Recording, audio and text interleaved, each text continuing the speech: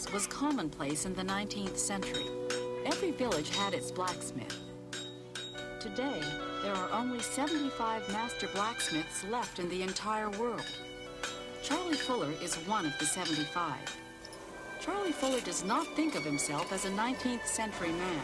He thinks of himself as a 21st century man, working with 19th century tools.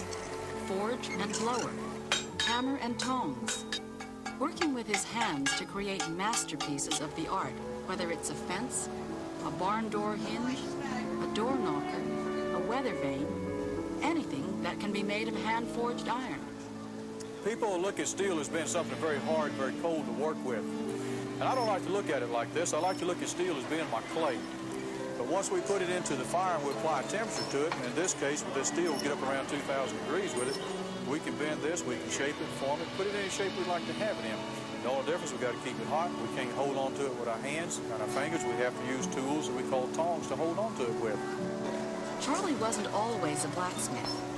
5 years ago, he gave up a job as a mechanical maintenance supervisor at a nuclear power plant in Florida. A talk with a blacksmith in Tennessee changed his life.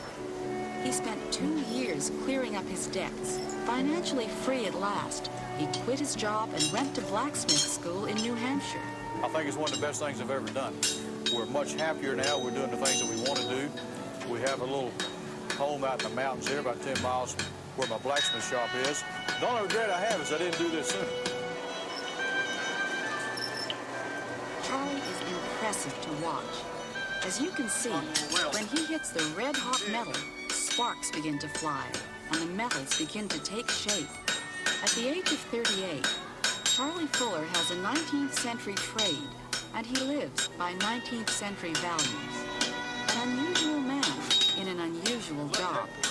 And you saw it, Brenda Burns, because you asked for it.